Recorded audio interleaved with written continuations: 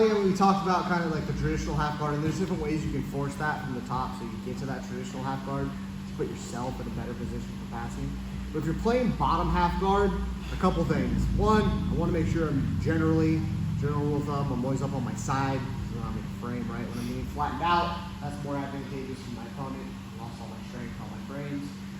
And two, I think you really should always kind of have some sort of active like knee guard or Z guard, half butterfly, whatever that might be.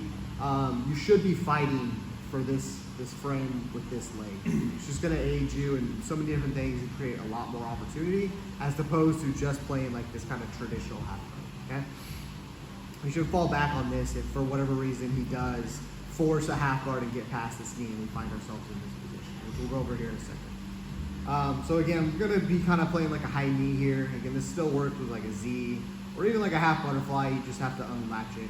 So what I want to do is kind of have this knee up by the collar here. Generally, I'll be looking to control this forearm with this bottom grip, looking for some sort of wrist control. This is kind of an ongoing battle that happens.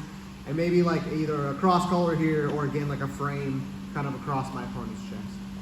I want to get the underhook advantage here. So all I'm going to do is I'm actually going to align my forearm with my shin. Okay, so I just hold this down.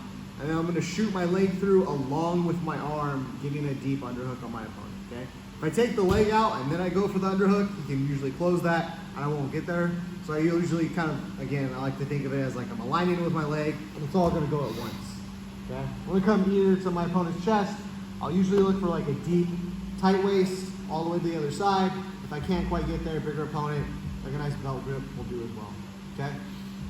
The next thing I need to do is I'm actually looking to switch my feet here. I want to step inside, right, of my opponent's foot with the smart foot. Go back down, it's okay. But I can't do that yet, right? My opponent is usually sit back on his heels, especially in this dogfight position, feeling a little vulnerable, and he knows I'm going to be trying to buck him forward, right? So I need to pull my opponent forward with this tight waist that I have, as well as I like to, this is a la Jesse, give a little knee bump on the tush, okay? So give a pull and a knee bump to kind of bump my opponent forward, and that's going to allow me to switch my feet out, okay? I like to take this now, I'm going to start pulling this toward my hip and keep this tucked. I'm going to bump into my opponent, okay, boom, and he's going to push back, and when he does that, that's what's going to allow me to pull his knee out, okay? Because the weight is going to be on this far knee, now we have weightlessness on this close knee, and we're going to be able to come out with this leg, okay? And now we're in this dogfight position, and we're kind of like, we want to be based out like this, right? We want to be still continuing to push into my opponent. Next what I'm going to do is I'm going to start changing the angle. I pull this heel closer to me with this foot that's hooked, right? I look to cup the far knee, and I just kind of drive into my opponent and break him down. And as you can see, you're in a very good position here to either come into mount, we can back step for the pass, kind of whatever you guys want to do. If you're feeling frisky, I know there's some like back takes from here too. They're kind of crazy. So whatever you guys like, let's start doing that stuff, okay?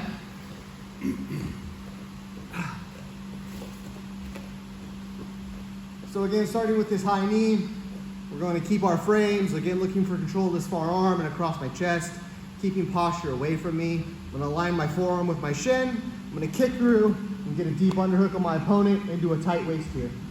I need to buck my opponent forward a little bit because I can't switch out my legs to get that leverage I need for the sweep. So I'm going to give a little knee bump as well as a pull here to make him kind of base forward, right? Boom. As that happens, now I step inside with the outside leg and the other leg comes free. My heel comes toward my own butt, and I push into my opponent. As he pushes back, that's what's going to allow me to free my leg. We come to this dogfight position. I continue to push into my opponent and start kind of changing this angle, pulling this leg toward me, again with my heel, pulling toward my own butt. I'm going to cup the far knee, continue to drive, boom, and put myself into a good position to pass into wherever I see fit, okay? One more time. Starting with the high knee here. Good frames. Align the forearm. Kick through. Tight waist. Right? I'm going to bump my opponent forward. Switch the legs out. Free the bottom leg.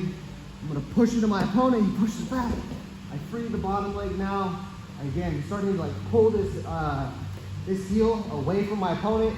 Makes his hips weak. I cup the far knee. Continue to drive in. And we're going to look for a good pass here. All right, guys. Let's try it. 1, 2, 3.